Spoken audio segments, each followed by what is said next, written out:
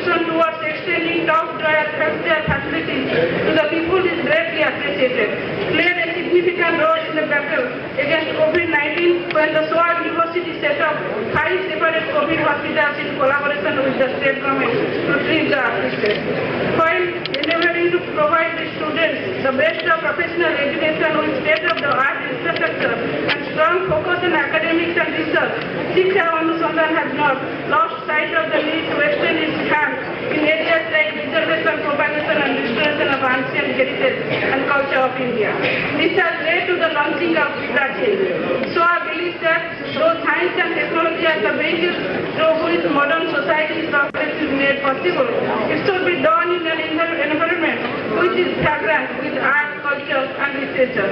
At the philosophical core of Prachin lies a commitment to mobilize and coordinate expertise to address critical issues of conservation. Prachin's main thrust is to undertake various publications and organize workshops, seminars, symposia to provide an understanding and appreciation of the philosophy, aesthetics and beauty inherent in Indian art and culture. Its vision is for a world in which cultural heritage, its preservation, propagation and restoration is in. It has undertaken some major programs like publication of critical edition of original Sarala Mahabharata, digitization of ancient texts and manuscripts, introduction of PhD courses in anthropology and tribal studies, yoga and culture studies.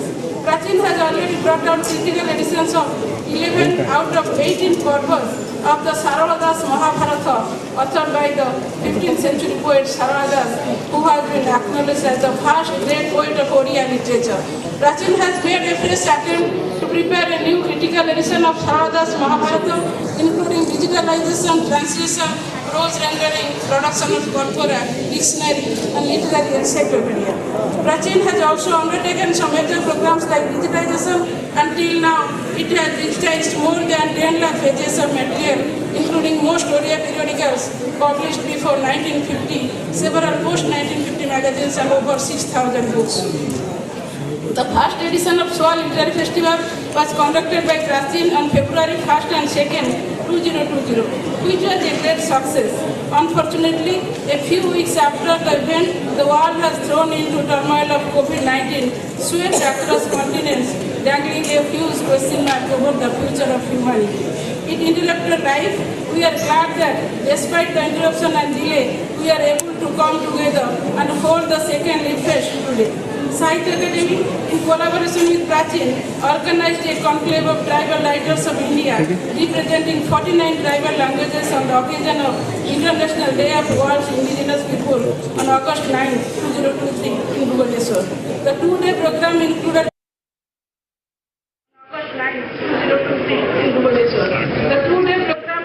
panel discussion, poetry reading, software reading, talks and performances focusing on relevant.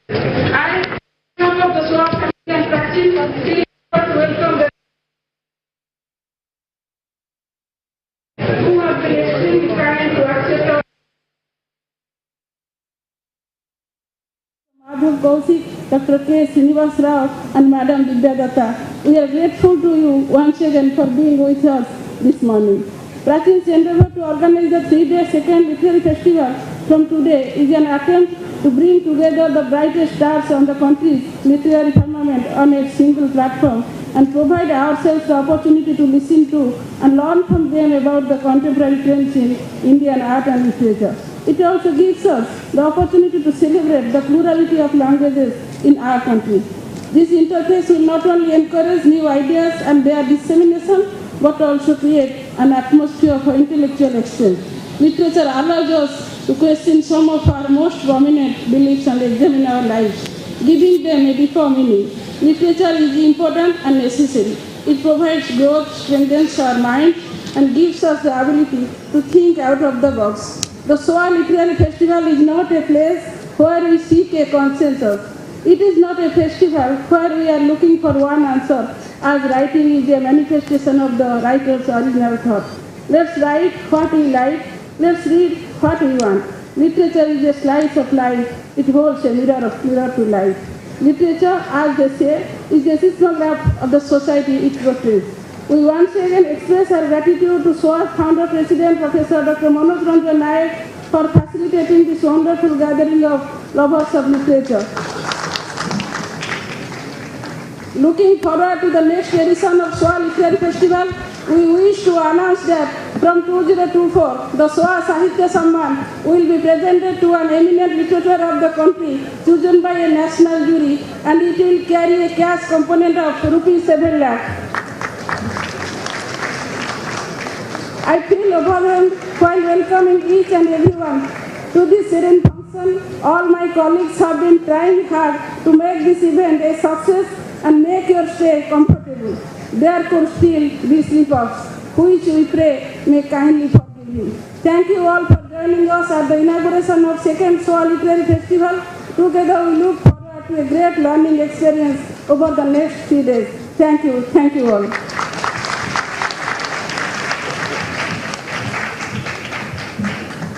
Thank you, Dr. Panda, for setting beautifully the tone for this event and also highlighting the efforts of Prachin. And yes, we would definitely like to thank the founder president of SOA University, Professor Manoj Ranjan Naik, for this wonderful event.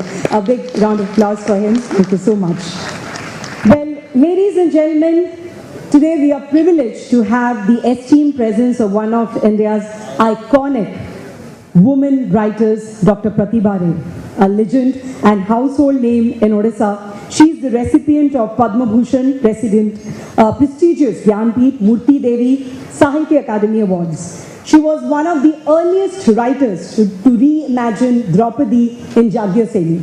Known for her bold approach to writing, her works have been in quest for a social order based on equality, love, peace and integration since she first penned at the age of 9.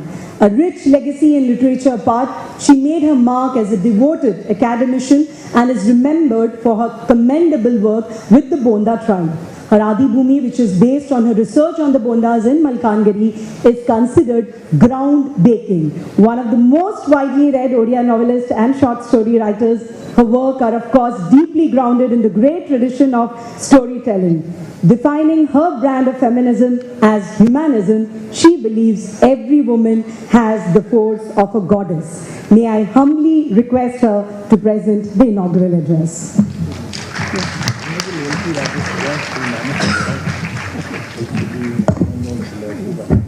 I would also like to acknowledge the presence of the Honorable MP, Mr. Manas Mangaraj, who is here with us today. A very warm welcome to him.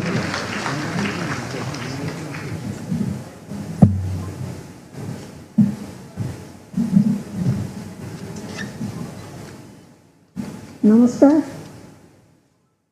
At the outset, I congratulate Professor Manoj Naik for everything, for expanding SOA in such an intellectual way and organizing such a national literary festival. I never imagined that it is such a big festival, and all the writers I am seeing, the whole India, writers in this hall. Thank you very much, Manoj Naik ji. Namaskar. Eminent dignitaries on the dais, Sri Madhav Kaushik, President Sahitya Academy, Ashish Nandi, eminent scholar and critic, S. Srinivas Rao, Secretary, Sahitya Academy, and P.K. Nanda, Vice Chancellor, SOA,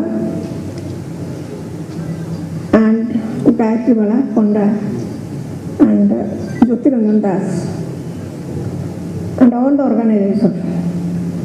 Today, as I stand before you to address this august gathering, I am deeply honored and humbled to have the opportunity of articulating the prospects and challenges that lie ahead for Indian culture, society, and literature.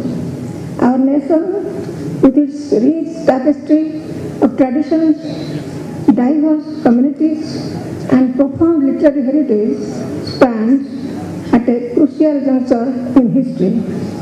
Indian culture, an intricate mosaic woven over millennia, has been a source of pride and inspiration for the world. Its inclusivity and tolerance and spiritual depth have stood the test of time. However, the contemporary landscape poses challenges that demand our thoughtful consideration. The rapid pace of globalization, technological advancements, and the confluence of diverse influences have the potential to reshape the contours of our cultural identity. As we navigate this complex terrain, the preservation and promotion of our cultural heritage become paramount.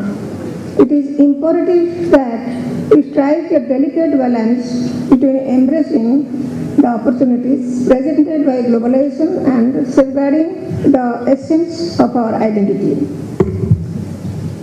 The vibrant traditions that have sustained us must not be overshadowed by the allure of the new, but rather integrated and enriched by the global dialogue. Society, as a crucible of cultural expression, faces its own set of challenges. The quest for economic progress and individual success should not come at the cost of social cohesion. We must address the disparity that persists and strive for an inclusive society where every citizen can contribute and flourish. Education as a cornerstone of social progress must empower individuals to think critically, appreciate diversity, and engage with the complexities of our interconnected world. Literature, the mirror reflecting the soul of our society, plays a pivotal role in shaping our collective consciousness. In an era dominated by digital media and rapidly changing modes of communication, literature faces the challenge of remaining relevant and impactful. However, it is precisely in these times of transformation that literature can become a guiding light, providing insight into the human experience within the transcend the ephemeral nature of trends. Literature is the foundation of cultures, beliefs, and traditions. It serves as a reflection of reality, a product of art, and a window to an ideology. Whatever the form, poetry or prose, literature provides insight, knowledge, or wisdom, and emotion. Human emotion is very important. Literature should address human emotions. Being dynamic, endless, and multidimensional, literature contributes significance to the world we live in. Literature and society are closely related and even influenced to each other. It is impossible to find a work of art or literature that excludes the attitudes, moral, and values of the society and its culture, since no writer has been brought up completely unexposed to the world around him. Literature is not only a reflection of society, but also serves as a corrective mirror to positive change. Our writers and thinkers bear the responsibility of not only chronicling the present, but also envisioning a future that is both rooted in our cultural ethos and responsive to the evolving needs of society. Literature should be a catalyst for dialogue, fostering understanding and empathy across diverse perspectives. In this uniquely curated SOA Literary Festival, let us embark on a collective journey that cherishes the wealth of our cultural heritage, addresses the challenges of our society, and harnesses the transformative power of literature. By embracing the prospects and confronting the challenges with wisdom and unity, we can ensure that India continues to be a beacon of inspiration for generations to come. It is also an expression of culture because it documents human knowledge, belief, and behavior. Like literature, culture is to contested phenomena which is understood to mean different things by different groups. Culture is the integrated pattern of human belief and behavior. Culture embodies languages, ideas, beliefs, customs, taboos, codes, institutions, tools, techniques, works of art, and rituals.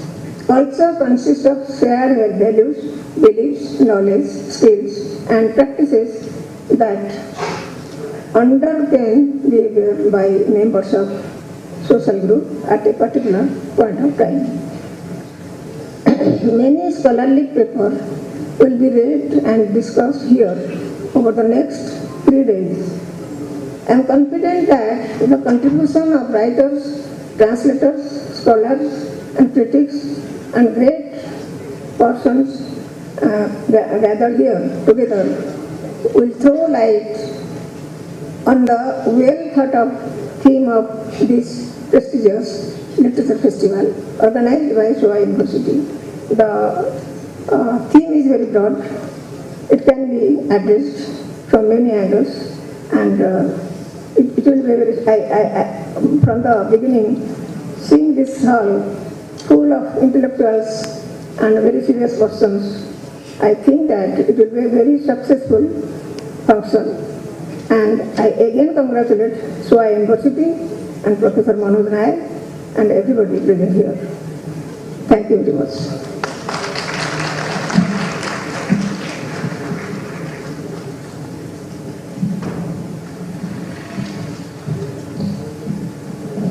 Thank you, madam. Your words continue to inspire us to strive for excellence, something which comes so naturally to you. Well, ladies and gentlemen, amidst us on stage today is one of India's most prolific writers, Mr. Ashish Nandi, a political psychologist extraordinaire and social theorist of rarity. He's also an acclaimed author who has over 25 books to his credit. His works are known for breaching the conventional boundaries of social sciences and normal academic concerns. Described as the country's most formidable and controversial intellectual, its most arresting thinker, his research interests center on the political psychology of violence, culture of knowledge, utopias and vision, human potentialities and future.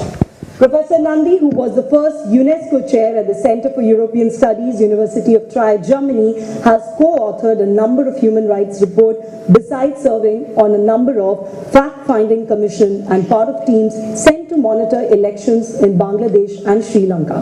The former director and senior fellow of the Center for the Study of Developing Society, he has received the Fukuoka Asian Cultural Prize and figured in the list of top 100 public intellectual poll of the Foreign Policy magazine. It'll be an honor to now request him to deliver the keynote address on the occasion of the inauguration of the second edition of the SOA Literary Festival. Over to you, sir.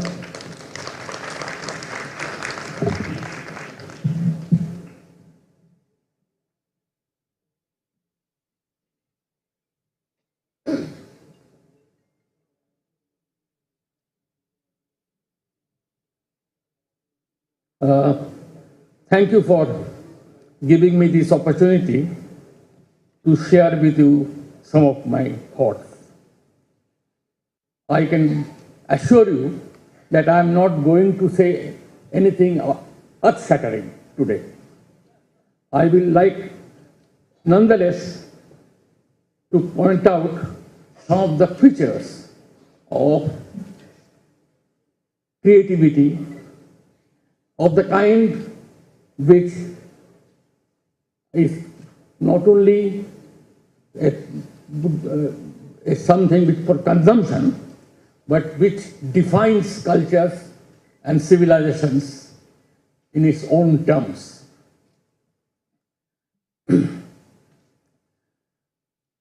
Frankly,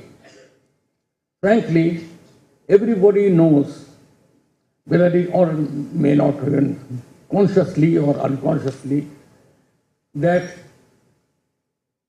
what a person writes is always an expression of his own self. Sigmund Freud never wrote an autobiography. I found one or two books which in the title, Freud's books, the term autobiography is used, but actually they were not autobiographies, they were history of the psychoanalytic movement which Freud had headed. This is because a human being cannot write, whether he tries it or not, anything which does not express his own self. And it is our responsibility to find out what he is trying to say. Not that we will agree with the author, but we can at least have our vision or our theory of what the author is trying to say. I will give you an example. I once studied the life of Srinivas Ramanujan, the mathematician. Now, he has studied up to class 8. That's all. And only read a book on mathematics for school children by one unknown, almost unknown textbook writer, English textbook writer, some car. And he, on his own, then built on this unknown textbook writer, car, a whole series of identities and equations which he himself was not sure where from they came. But they were all built from car. He built on it. Later on, it was discovered that many of these things were already known. But this man, let me tell you the way it went at that time. He sent it to first his findings to two Oxford professors. Now, mathematics is a discipline where there are a lot of neophytes trying to make a fact by discovering something new or solving a problem which has not yet been solved. And these two Oxford professors saw it and thought it was a product of another eccentric person. They sent back his papers back to India. He then sent it to a very, very famous mathematician in England, again, one Hardy. Now, Hardy was in Trinity College, and he also thought immediately that this was the work of a crank or a scamster, because some of the things he has produced were known already, and the others are not known but have a touch of truth in them somewhere. Intuitively, he sent this. And he was about to send them back to India again.